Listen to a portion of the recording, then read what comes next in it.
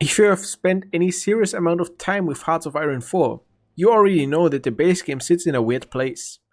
It's incredibly deep in terms of systems, but at the same time, after a few campaigns, you start to see the edges. The focus trees feel limited. A lot of countries play similar once you strip away the flavor. And there's this constant sense that the sandbox could be so much bigger than it is. And that's exactly where the Road to 56 mod steps in. The first thing that hits you when you load up the Road to 56 mod is just how much there is to do. It's not subtle. The mod doesn't try to stay conservative or minimal. It goes all in on expanding almost every aspect of the game. New national focus trees, extended technology timelines, reworked mechanics, and a general philosophy of what if we just made everything more interesting? And for the most part, that approach works shockingly. Let's start with the focus trees, because that's probably the biggest and most obvious draw. In vanilla Hearts of Iron 4, you've got a handful of major nations with very deep trees, like Germany, the UK, the Soviets, and the US. And then a bunch of minor nations that either have a very generic tree or a very shallow but still unique one. Road to 56 basically says everyone gets to have fun here. You suddenly have detailed branching focus trees for countries that in vanilla Hearts of Iron 4 feel like afterthoughts. Nations like Hungary, Romania and Mexico, and even smaller or less commonplace countries get tons of flavor and alternate paths. And these aren't just filler focused either. A lot of them introduce genuinely interesting decisions. You can push countries down widely different ideological routes, form unexpected alliances, and even reshape history in ways that feel plausible but still surprising to you. That's one of the mod's biggest strengths.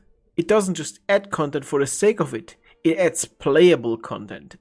Stuff that makes you want to start a new campaign, just to see how this thing will play out if you go down a different path. One of the most interesting aspects of Road to 56 is how it handles alternative history. Vanilla Hearts of Iron 4 already leans into this a bit, but Road to 56 really embraces it. You can get some absolute wild timelines like democratic Germany, a monarchist restoration, and strange regional alliances. And yet, it rarely feels completely nonsensical.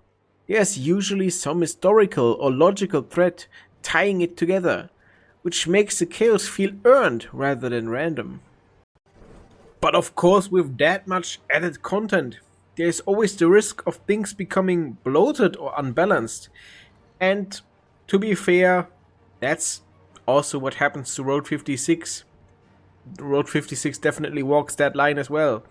Sometimes it stumbles. There are moments where certain paths feel overpowered, or where the AI doesn't quite know how to handle all the new options you throw at it. You might see countries making bizarre decisions or getting stuck in weird loops, but honestly, that kind of comes with the territory. When you're adding this much complexity into a game that's already pretty intricate, a bit of jank is almost inevitable. The technology tree is another major area where the Road to 56 makes its mark. In vanilla, the tech tree cuts off pretty abruptly, around the mid-1940s. And that's fine if you're playing a strictly historical campaign. But if your game runs longer, or if you're just interested in a more extended timeline, it can feel very limiting. Road to 56 extends the tech tree into the 1950s, which might not sound like a huge change, but it actually has an impact on how the game feels in the end. And suddenly there's a reason to keep pushing forward technology. Even after the war would historically be winding down. You get more advanced tanks, aircraft, naval units, and industrial upgrades. It adds a sense of progression that keeps the late game from feeling stagnant. Instead of just steamrolling with whatever you've already built, you're constantly evolving your military and adapting to new possibilities. That said, the extended tech tree can also introduce some balance quirks. If one nation gets ahead too far, it can snowball pretty hard, especially in longer campaigns. But then again, that's kind of a part of the trade-off. You're getting a richer, more dynamic experience, at the cost of a bit of unpredictability. Another thing worth talking about is how the mod handles pacing. Vanilla HOI4 can sometimes feel like it hits its peak during the early years of World War II, and then gradually loses momentum. Road to 56 smooths that out a bit. The added focus and tech options give you more throughout the entire timeline, which helps keep things engaging, even in the later stages of the game. While at the same time, the increased complexity can slow things down, especially if you are the kind of player who likes to micromanage everything. There are more decisions to make now, more paths to consider, and more systems to keep track of. For some players, that's exactly what they want. For others, it might feel a bit overwhelming. It really depends on how you like to play the game. One area where Road to 56 really shines is replayability. Vanilla Hearts of Iron 4 already has a decent amount of replay value. But once you've tried the major nations and a few alternative paths, it can start to feel repetitive. With Road to 56, there's always something new to try. You can pick a relatively minor country and still have a deep, engaging campaign. You can experiment with different ideologies, alliances, and strategies. It keeps the game feeling fresh in a way that's hard to overstate. And then there's the AI. This is a bit of a mixed bag. On one hand, the AI benefits from the additional content. It has more tools now to work with, more paths to explore, and more ways to surprise you. On the other hand, it doesn't always use those tools effectively. You might see some odd behavior, like countries pursuing strange focus paths, or making questionable strategic decisions. It's not game breaking, but it can be quite immersion breaking at times. Then there's performance. While Hearts of Iron 4 isn't exactly a lightweight game to begin with, and Road to 56 adds a lot on top of it.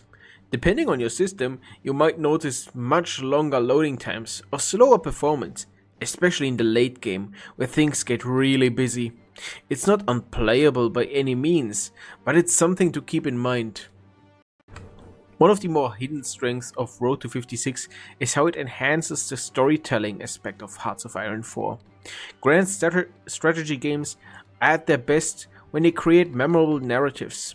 When you can look back at a campaign and remember the key moments you had, the turning points, the unexpected twists. Road to 56 amplifies that by giving you more ways to have those stories unfold. More decisions, more branching paths, more opportunities for things to go completely wrong. But of course, this mod is not perfect. There are times when the mod feels a bit inconsistent. Some focus trees are incredibly detailed and polished, while others feel a bit rough around the edges. Some paths are clearly fleshed out more than others. And that's kind of inevitable in a project of this scale, especially one that's continuously evolving, but it's still noticeable. Another interesting aspect is how the mod interacts with DLC.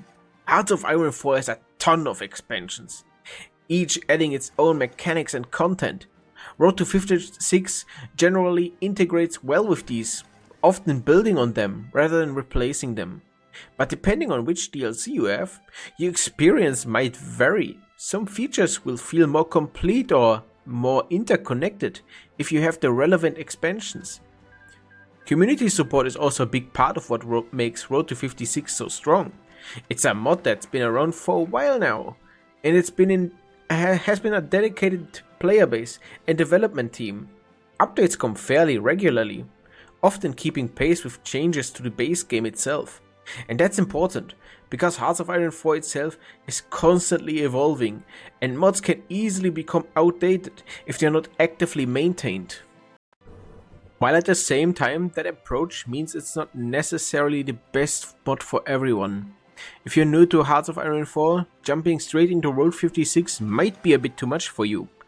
The added complexity can be overwhelming if you're still trying to learn the basics. In that case, it's probably better to start with the vanilla game and then later move on to Road 56 once you're more comfortable.